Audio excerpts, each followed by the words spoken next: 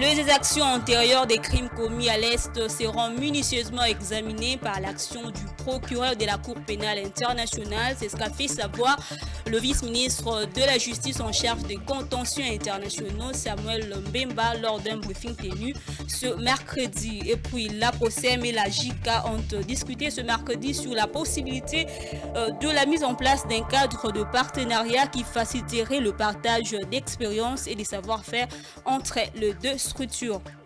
Et en international, pour réduire et stimuler le coût de la construction, le gouvernement du Niger a annoncé une baisse de 35% du prix de la tonne de ciment gris.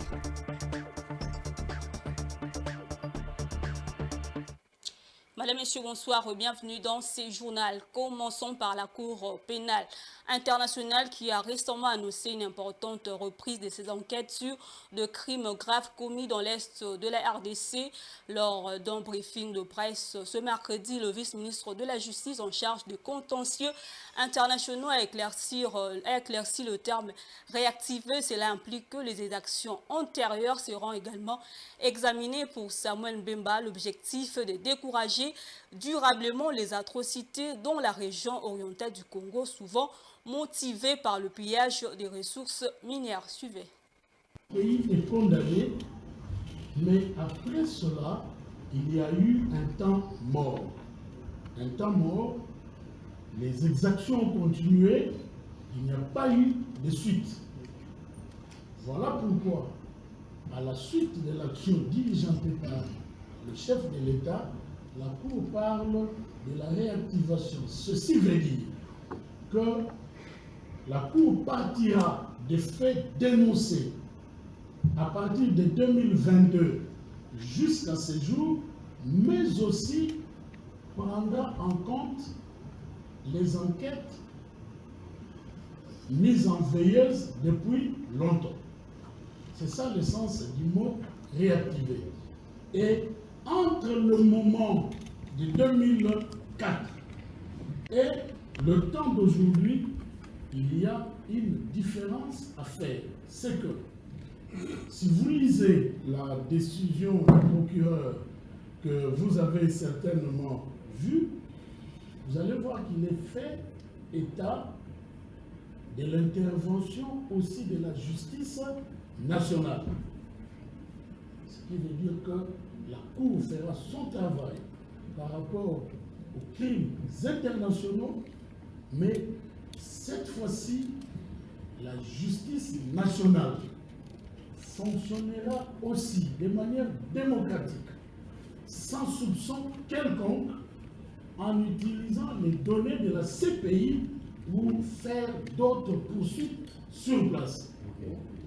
Ceci pour arriver à décourager de manière pérenne ceux qui pensent qu'il faut prendre le pouvoir par les armes ou pour prendre le minerai de la RDC, il y a le moyen à faire, c'est de passer par les armes.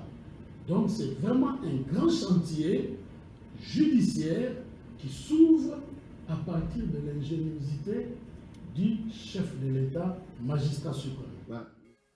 Et puis ce mercredi 16 octobre, 25 suspects, dont un citoyen angolais, ont été présentés à la presse lors d'une cérémonie à Kinshasa en présence du commissaire divisionnaire adjoint Blaise Kilimbalimba et des représentants d'associations de chauffeurs. Ces arrestations font suite au meurtre de 6 chauffeurs de taxi en avril dernier. Parmi les suspects, 2 policiers et 2 militaires sont accusés d'avoir orchestré des crimes.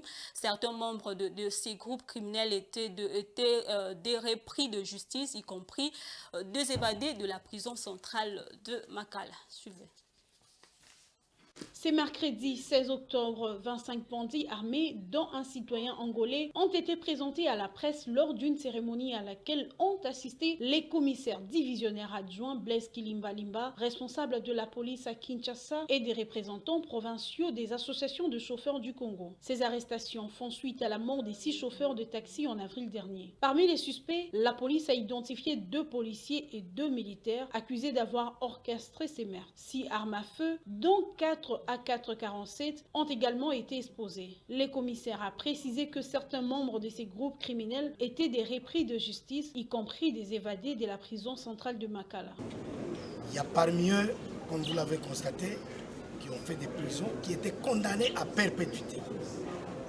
Et sans la grâce présidentielle, ils sont dehors. D'autres sans libération conditionnelle, ils sont dehors. Mais hélas, jusqu'où nous allons tourner en rond, il faut que ce travail aille jusqu'au bout. L'arrestation de cette bande a provoqué des échanges de tirs entre la police et les malfaiteurs, faisant plusieurs blessés. De plus, 3 policiers de circulation routière impliqués dans ces abus ont également été présentés. Le président provincial de l'Association de chauffeurs du Congo a salué le travail de la police et a appelé la justice à organiser rapidement une audience pour que le responsable de ces crimes soit sévèrement puni. Nous allons demander à la justice de faire aboutir ces procès, que ce soit un procès exemplaire, afin que tous ces bandits qui restent encore en assourdine puissent aussi comprendre qu'il y a du sérieux. Et que quand il y a un commencement, il y a la fin. Et la fin là, c'est vraiment la rigueur de la loi.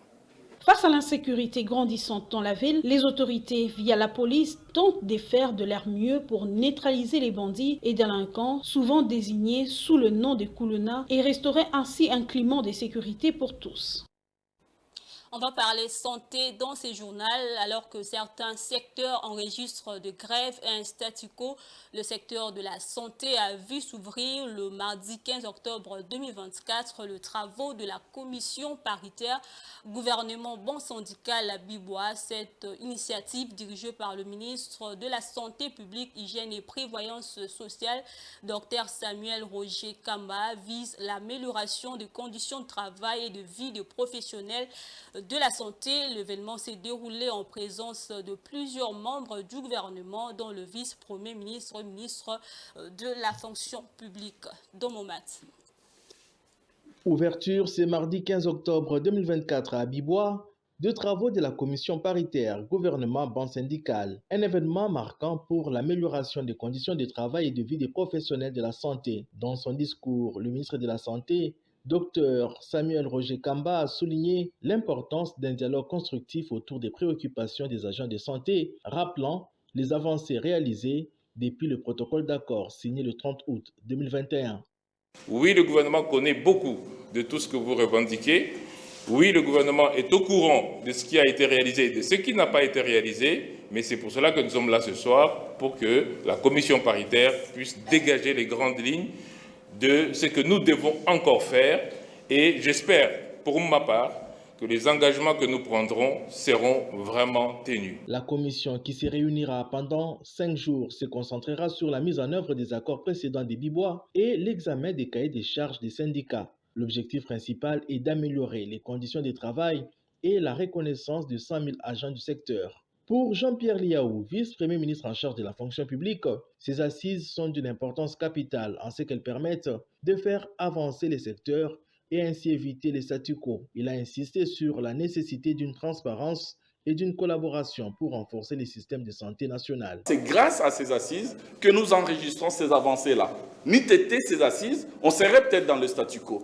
Les 100 000 professionnels de la santé n'auraient peut-être pas obtenu leur reconnaissance administrative. Le 34 000 alignements à la prime n'allait peut-être pas être rendu possible.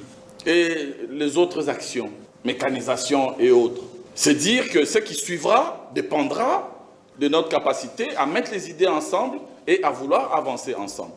Cette initiative met en lumière le rôle central de la santé dans le développement durable, visant à améliorer les services de santé pour le bien-être de la population et la croissance économique de la RDC. Le ministre Jean-Pierre Liaou a invité tous les acteurs à s'engager pleinement pour construire un avenir meilleur pour les professionnels de la santé et par conséquent pour la population congolaise. Toujours en santé, un rapport récent publié le 15 octobre 2024 par Médecins sans frontières MSF met en lumière un problème préoccupant, l'effort mondial pour éliminer la tuberculose négligée fréquemment les enfants touchés par cette maladie intitulée Tactique Test Avoid Cure TB in Children. Ces documents analysent le politique de lutte contre la tuberculose dans 14 pays à portée prévalence. Il relève que beaucoup de ces nations, y compris la RDC, n'ont pas encore mis à jour leurs directives en accord avec les recommandations récentes de l'Organisation mondiale de la santé. Rachel Missinga. Un nouveau rapport de Médecins sans frontières souligne l'urgence d'agir face à la tuberculose pédiatrique, particulièrement en République démocratique du Congo. Publié le 15 octobre 2024, ces rapports révèlent que de nombreux enfants atteints de tuberculose ne sont ni diagnostiqués ni soignés et que peu de pays, y compris la RDC, alignent leur politique sur les recommandations de l'Organisation mondiale de la santé. En RDC, comme dans d'autres pays à forte prévalence, les efforts pour éradiquer cette maladie restent insuffisants. Sur 14 pays étudiés, la RDC est parmi ceux où l'alignement sur les directives de l'OMS est encore faible. MSF appelle à un engagement accru de gouvernements et des bailleurs de fonds pour garantir un meilleur accès au diagnostic et au traitement des enfants malades. L'OMS estime qu'environ 1,25 million d'enfants contractent la tuberculose chaque année, mais seule la moitié reçoit un diagnostic approprié. Les recommandations révisées de l'OMS incluent les algorithmes de décision permettant un diagnostic basé sur les symptômes cliniques sans nécessité de tests de laboratoire, une approche qui pourrait transformer la prise en charge de la tuberculose en RDC. Les défis persistent. Des médicaments adaptés aux enfants ne sont pas toujours disponibles et les manques de financement entravent la mise en œuvre de nouvelles recommandations. Les enfants sont souvent traités avec de formulations inadaptées, ce qui expose à des risques d'effets secondaires. Il est urgent que la RDC ainsi que d'autres pays agissent pour améliorer la détection et les traitements de la tuberculose pédiatrique. Les enfants ne devraient pas souffrir ou mourir d'une maladie évitable. On va changer de chapitre. La ministre d'État aux Affaires étrangères, Thérèse Kaikwamba, a reçu ce mardi 15 octobre 2024 une délégation de l'Agence marocaine de coopération internationale conduite par la présidente de la Haute Autorité de la Communication audiovisuelle, Latifa Akarbache, une occasion de discuter des divers moyens et instruments qui peuvent être mis en place pour accompagner cette volonté de hisser le partenariat qui lie les royaumes du Maroc et la RDC. Suivez. C'est dans l'optique de hisser plus haut ces partenariats qu'une délégation de l'Agence marocaine des coopérations internationales conduite par la présidente de la Haute Autorité de la Communication audiovisuelle, Latifa Akarbache, est composée notamment du directeur général de l'Agence marocaine des coopérations internationales, Mohamed Metkal, ainsi que l'ambassadeur de Sa Majesté le Roi en RDC, Rachid Agassim, a rencontré la ministre d'État aux Affaires étrangères, Thérèse Kaikwamba. Une occasion de discuter les divers moyens et instruments qui peuvent être mis en place pour accompagner cette volonté de hisser le partenariat. C'était l'occasion de discuter des divers moyens et instruments qui peuvent être mis en place pour accompagner cette volonté de hisser le partenariat qui lie le Royaume du Maroc à la République démocratique du Congo vers des nouvelles ambitions qui puissent être en phase avec les visions de nos deux chefs d'État et aussi qui répondent aux aspirations de nos deux populations. La RDC et le Maroc partagent de nombreuses valeurs communes telles que l'intégrité territoriale des pays africains. Ils sont engagés depuis des décennies dans de vastes et fructueux projets de développement ainsi que d'éducation. La multiplication des incendies dans la ville de Kinshasa devient inquiétante. Le mardi 15 octobre, 2 cas d'incendie ont été enregistrés, l'un au bâtiment abritant le supermarché Kinmarché, situé à la 7e rue dans la commune de Limete, et l'autre à l'entrepôt de la société Transco du Congo à Massina. Mais pourquoi les incendies ne sont-ils pas maîtrisés à temps dans la capitale? Tentative de réponse avec Damani Mushinga. Les incendies deviennent de plus en plus fréquents à Kinshasa, causant généralement d'énormes dégâts matériels et parfois des pertes en vies humaines. Les 2 derniers incidents sont ceux produits le 15 octobre dans la même journée au bâtiment abritant le supermarché Kin Marché, situé à la 7e rue dans la commune de Limete et à l'entrepôt de la Société Transport du Congo Transco à Massina. Bien que les causes de ces 2 incendies ne soient pas encore connues, ils n'ont pas entraîné de pertes en vies humaines, mais ont occasionné des dégâts matériels importants. Les services anti-incendie ont fait de leur mieux pour maîtriser les flammes, bien qu'ils soient arrivés lorsque le feu avait déjà commencé à dévaster les lieux. Après ces 2 drames, plusieurs voix s'élèvent pour s'interroger sur l'incapacité à maîtriser rapidement de tels incendies dans la capitale. Cela peut s'expliquer par plusieurs facteurs, notamment l'absence des sapeurs-pompiers dans toutes les communes et un manque d'équipements logistiques adéquats. De plus, de nombreux bâtiments à Kinshasa ne sont pas équipés de détecteurs automatiques de fumée ni de services anti-incendie tels que des extincteurs ou des bacs à sable. Prévenir les incendies est une responsabilité collective. La population doit être vigilante lors de l'utilisation d'appareils électroménagers et des produits inflammables et éviter de surcharger les circuits électriques avec des raccordements frauduleux. Les autorités urbaines, quant à elles, ont le devoir d'équiper chaque quartier de camions anti-incendie et de matériel d'intervention rapide pour réduire les risques liés aux incendies. Autre chose, alors que le pays monde s'apprête à se réunir à la Convention de la biodiversité qui se tiendra du 21 octobre au 1er novembre à Cali en Colombie, l'Afrique se positionne elle aussi pour faire entendre sa voix. La question du financement sera au cœur de débat. L'Afrique qui se présente comme la solution aux questions de la biodiversité pourra-t-elle tirer son épingle des jeux? Géopolis Télévision a posé la question à Charlie Facheux, vice-président d'Afrique Wildlife Foundation, une ONG spécialisée dans la conservation de la nature. Patrick Ilunga. C'est important. Et également, je pense que c'est même très souvent le cœur des débats, parce qu'il faut être honnête, et je dis, l'Afrique, en parlant d'une seule voix, devient une force assez importante. L'Afrique a maintenant plus et clairement déterminer les besoins, le moyen dont elle a besoin pour mettre en place leur politique nationale. Un des éléments qui était très souvent mis au débit de l'Afrique, c'était l'absence d'une évaluation claire de nos besoins en termes d'implémentation des stratégies nationales. Cela n'est plus le cas. Je pense que les pays africains ont fait ce travail énorme de développer des stratégies nationales et de les évaluer. Maintenant, le problème, c'est de mettre en place les stratégies pour attirer le maximum des ressources. Je dis également que l'Afrique a changé d'approche également. Nous ne partons plus à ce genre de discussion comme des demandeurs. Et c'est ça qui est assez important.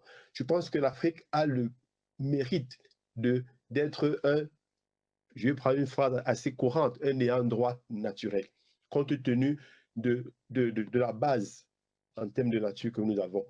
Et effectivement, en termes de distribution, nous devons, et il est important pour l'Afrique, de se comporter comme un ayant droit.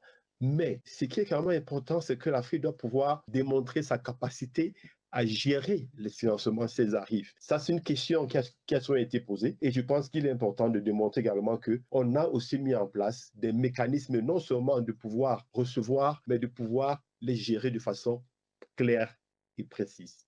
Surtout de faire en sorte que les bénéficiaires finaux, qui sont les communautés, reçoivent les financements. La question de la... Et avec moi pour en parler, Patrick Ilunga, journaliste au sein de Géopolis Forum, à qui je dis bonsoir. Bonsoir Patience Lokeke, bonsoir également à tous nos téléspectateurs. Patrick Ilunga, la Convention sur la biodiversité se tient à partir du 21 octobre prochain. Je ne peux même pas. C'est la COP 16 qui organise en Colombie. Un des éléments qui était très souvent mis au débit de l'Afrique, c'était l'absence d'une évaluation claire de nos besoins en termes d'implémentation des stratégies nationales. Cela n'est plus le cas. Je pense que les pays africains ont fait ce travail énorme de développer des stratégies nationales et de les évaluer. Maintenant, le problème, c'est de mettre en place les stratégies pour attirer le maximum des ressources. Je dis également que l'Afrique a changé d'approche également. Nous ne partons plus à ce genre de discussion comme des demandeurs. Et c'est ça qui est assez important. Je pense que l'Afrique a le mérite d'être je vais prendre une phrase assez courante, un ayant droit naturel, compte tenu de la base en termes de nature que nous avons.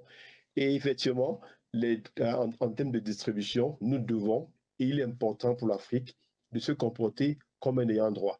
Mais ce qui est quand même important, c'est que l'Afrique doit pouvoir démontrer sa capacité à gérer les financements s'ils arrivent. Ça, c'est une question qui a souvent été posée et je pense qu'il est important de démontrer également qu'on a aussi mis en place des mécanismes non seulement de pouvoir recevoir, mais de pouvoir les gérer de façon claire et précise.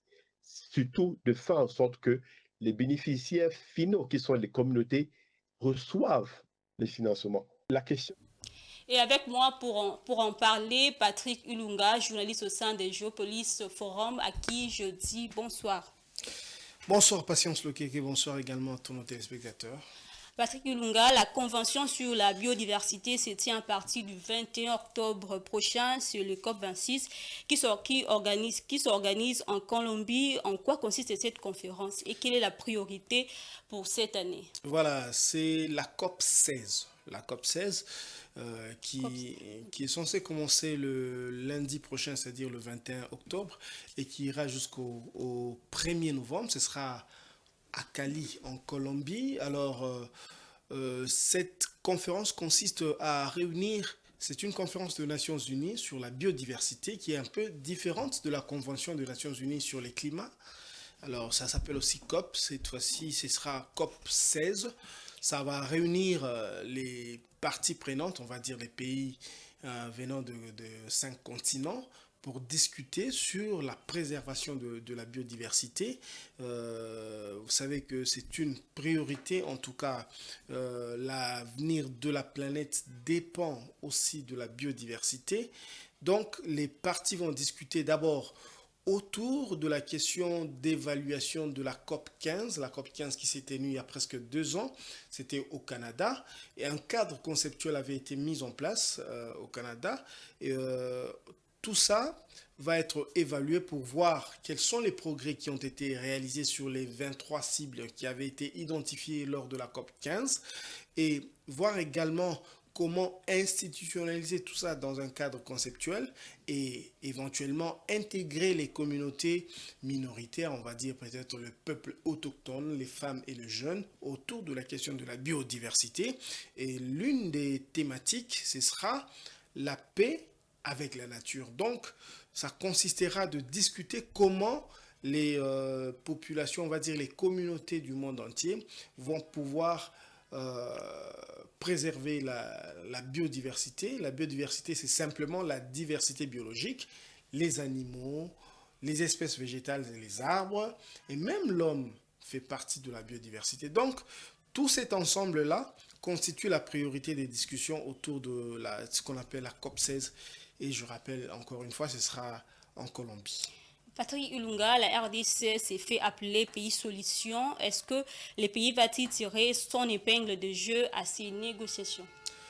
Voilà, avant de répondre à cette question, je peux ajouter quelque chose à la première question. C'est que pour l'Afrique, c'est important d'aller à ce genre de conférences. Pourquoi? Parce que l'Afrique recèle le quart des mammifères au niveau du monde entier de la planète, et l'Afrique a le 1/5 des oiseaux de la planète entière, et l'Afrique aussi a le 1/6 des espèces végétales, c'est-à-dire les arbres. Donc c'est important pour l'Afrique d'être là. Et pour la RDC, c'est vrai que l'Afrique c'est un continent, mais les pays sont invités de manière individuelle.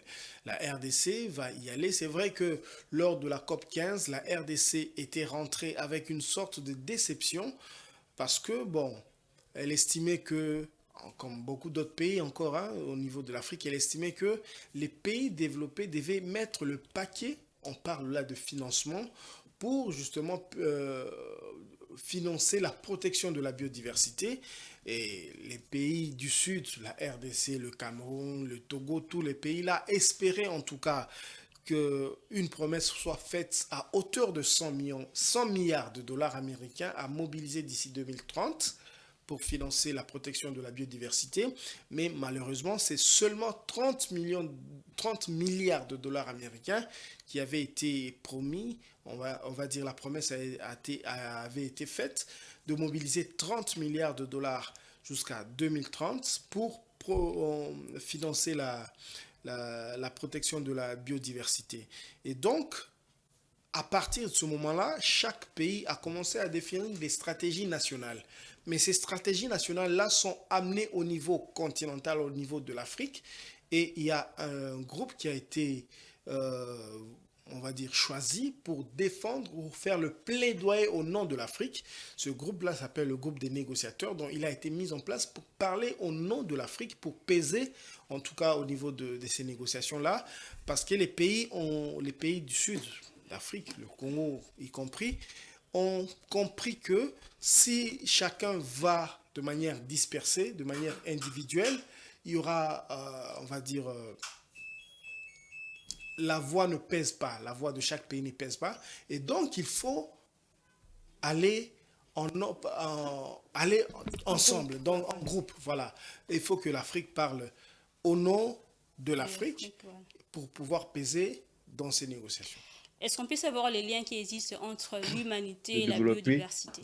Voilà, c'est une trilogie, en tout cas, un ensemble de trois. D'abord, il y a l'humanité, l'homme ou la femme, l'espèce humaine, comme on dit. Il y a d'autre part les espèces animales, les animaux. Il y a d'autre part aussi les espèces végétales, c'est-à-dire les arbres, la forêt. Donc, il y a une interaction entre les trois. Aujourd'hui, pourquoi la question climatique est une priorité? Parce que on a vu que l'activité humaine, l'activité industrielle autour de production industrielle, parfois c'est les énergies fossiles, les voitures qui marchent, les industries qui doivent produire, le charbon, tout ça, toute cette activité produit des gaz à effet de serre qui détruisent la planète et donc qui détruisent la planète. Et pour maintenant garder un certain équilibre, il développer des stratégies nationales que l'homme qui a détruit évaluer la planète préserve la forêt. Pourquoi doit préserver la forêt? C'est parce que la forêt séquestre le gaz à effet de serre et produit l'oxygène pour que l'homme continue à vivre. Et les animaux dans tout ça, l'espèce animale est importante parce que, par exemple, les abeilles, il faut que les abeilles continuent à vivre. Produit de miel. Pas seulement le miel, pour faire ce qu'on appelle la pollinisation, c'est-à-dire, eux, ils prennent avec leurs pattes, ils sont en fait pour la perpétuation de certaines espèces végétales. Ça, c'est un. Et puis, dans la forêt, il y a des arbres qui ne se reproduisent et qui continuent à croître qu'en se nourrissant, on va dire, des déjections des éléphants. Donc, les éléphants doivent continuer à vivre pour que certains arbres continuent à croître. Et même dans les océans, dans les eaux, il faut que les hippopotames continuent à vivre. Donc, leur déjection fait que les poissons se nourrissent et les poissons se multiplient. L'homme trouve de quoi se nourrir. Donc, il y a une certaine interaction. C'est pourquoi on dit qu'il faut préserver et les animaux et la forêt. Parce que la forêt capte justement, séquestre justement les gaz produits par les activités humaines et la forêt, en captant ce gaz-là, produit l'oxygène pour la survie de l'homme sur la planète. Donc, il y a une interaction entre les trois espèces. Merci Patrick Ilunga pour votre intervention. Merci, c'est moi qui vous remercie, Patience Lokeke. On va poursuivre avec l'actualité. Le directeur général de la PROSEM, Pascal Thiello, a présidé ce mercredi 16 octobre 2024 une séance de travail avec une délégation de la JICA conduite par le représentant président adjoint de cette structure japonaise, Tonushi Kaito. Au cours de cette séance, la PROSEM et la JICA ont discuté sur la possibilité de la mise en place d'un cadre de partenariat qui faciliterait le partage d'expériences et des savoir-faire entre les deux structures. De Boulamba jusqu'à Tamba et Eli Kabea étaient sur place.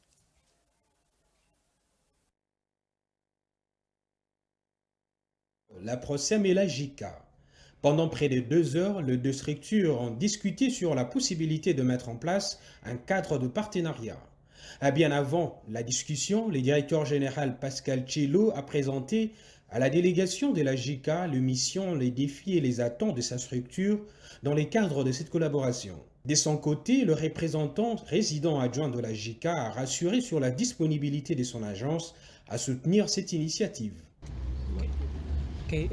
La JICA nous offre l'opportunité de stage au Japon.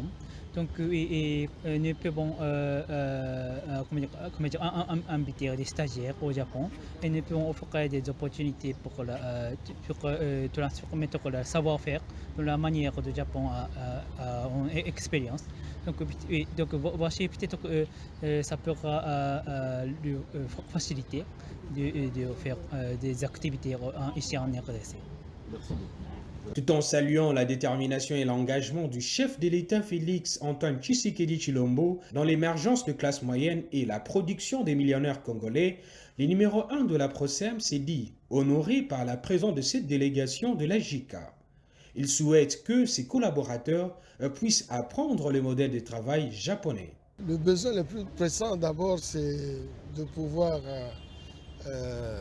avoir un cadre d'échange d'expérience, savoir ce qui se fait en termes de développement ou de promotion des classes moyennes dans d'autres pays, notamment au Japon. Et vous savez que du Japon, nous avons beaucoup à apprendre. D'abord, le travail, la vertu du travail, la culture du travail, l'ordre, la discipline, et le sens d'organisation.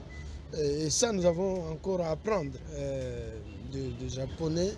Et c'est ça qui constitue le socle d'une promotion véritable de classe moyenne.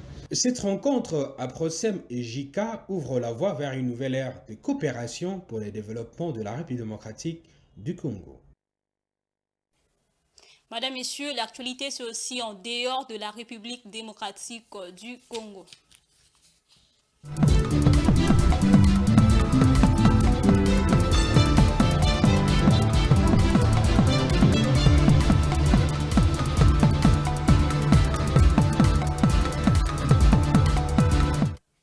Je le dis au sommaire, au Niger, le gouvernement annonce une baisse de 35% du prix de la tonne de ciment gris afin de réduire les coûts de la construction et de stimuler les secteurs du bâtiment. Le nouveau prix sont le suivant: 51 000 francs CFA à Taoua, 55 000 francs CFA à Niamey et 59 000 francs CFA à Djifa. Suivez. Dans le cadre de sa politique visant à améliorer les conditions de vie des Nigériens, le gouvernement du Niger a annoncé une nouvelle mesure favorable à la population, une baisse de 35% sur le prix de la tonne de ciment gris. Cette décision intervient après des réductions récentes sur le prix des hydrocarbures et des prestations médicales dans les formations sanitaires publiques, confirmant la volonté des autorités de soulager les fardeaux économiques des citoyens. Cette baisse significative du coût des ciments représente une opportunité majeure pour les secteurs de la construction, particulièrement pour le projet d'infrastructure et des logements. En effet, les ciments étant un matériau de base indispensable, cette réduction de prix devrait encourager de nouvelles initiatives de construction, facilitant l'accès des Nigériens à des habitations décentes et stimulant l'investissement dans les infrastructures publiques. Le gouvernement a souligné que cette mesure s'inscrit dans une stratégie globale visant à rendre le produit essentiel le plus abordable pour la population, tant en favorisant la relance économique du pays. Avec cette diminution de prix, les autorités espèrent également soutenir l'emploi dans les secteurs du bâtiment et des travaux publics qui jouent un rôle clé dans la création d'opportunités économiques et la réduction de la pauvreté. Cette initiative, saluée par les nombreux observateurs, reflète l'engagement du gouvernement à renforcer le pouvoir d'achat des Nigériens et améliorer leur bien-être au quotidien. En abaissant le prix du ciment, un produit stratégique, les autorités démontrent une nouvelle fois leur volonté d'accompagner les ménages et les entreprises dans la réalisation de leurs projets de développement tout en consolidant les bases d'une économie plus inclusive. Un nouveau projet de loi fiscale qui prévoit des changements sur l'impôt sur les revenus de personnes physiques et en élaboration au Nigeria sur le texte est adopté par les législateurs. Les personnes gagnant 100 millions de naira et plus par mois seront soumises à une taxe de 25% à partir de janvier 2025. Suivez. Les législateurs nigérians examinent un nouveau projet de loi qui prévoit des changements sur l'impôt sur les revenus des personnes physiques dans les pays. Les Nigérians gagnant 100 millions de naira et plus par mois seront soumis à une taxe de 25% dès janvier 2025 si le texte est adopté par l'Assemblée nationale. Les personnes à revenus moyens gagnant 1,5 million de naira au moins par mois bénéficieront d'une réduction et de leurs obligations fiscales, tandis que celles à faible revenu seront exonérées. La mesure, selon les autorités, vise à garantir un système fiscal national plus rationalisé et plus équitable. Selon les données relevées par les comités présidentiels des politiques budgétaires et des réformes fiscales le 14 octobre 2024, lors du 30e sommet économique du Nigeria à Abuja, près de 90% des contribuables actuels dans le pays ne devraient pas être soumis à une taxe. En outre, 97% des personnes travaillant dans les secteurs informels devraient être exonérées d'impôts. Les gouvernements visent à alléger la charge fiscale des personnes à faible revenu et à garantir que les riches contribuent davantage aux recettes publiques. Au Nigeria, le taux effectif de l'impôt sur les revenus des personnes physiques est de 19%. Le pays connaît actuellement un écart fiscal de 70 à 75% selon les statistiques du gouvernement. Parmi les changements proposés dans le projet de loi fiscale figure une réduction ou une suppression de la TVA sur les biens et services essentiels tels que l'alimentation, la santé, l'éducation, les logements et les transports, ainsi qu'une baisse de 30 à 25% de l'impôt sur les sociétés. Madame, Messieurs, faisons place à présent à la revue de presse.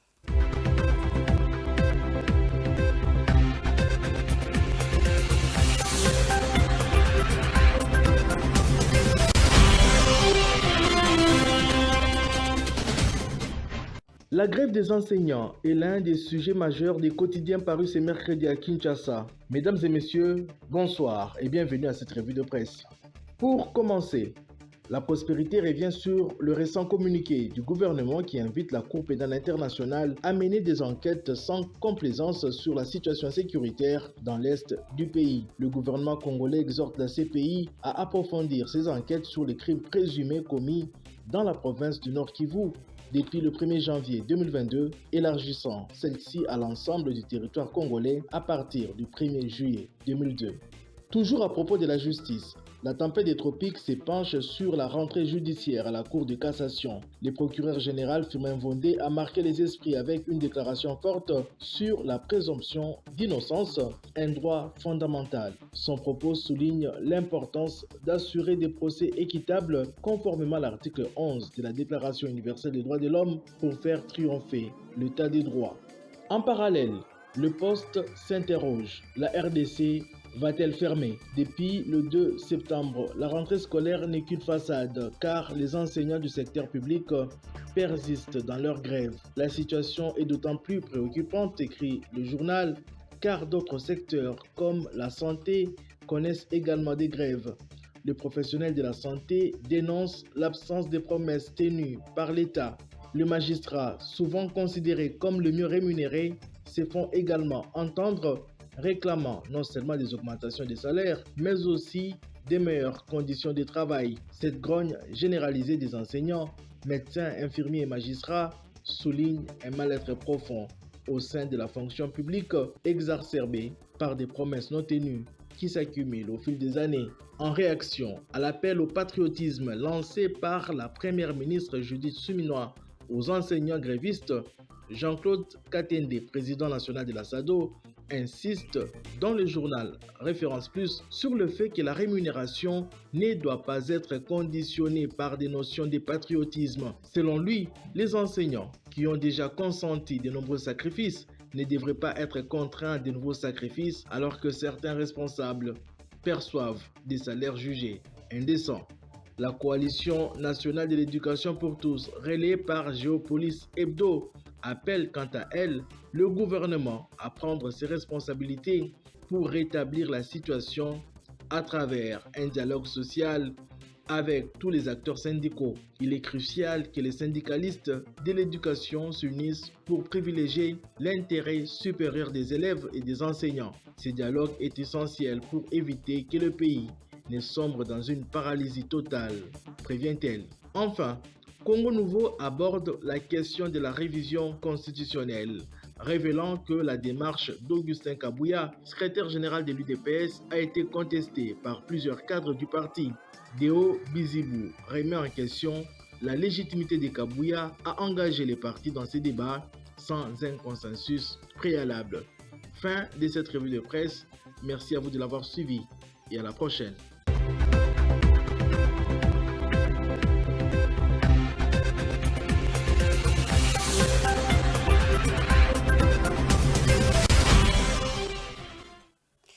C'est la fin de ce journal. Je vous rappelle le titre.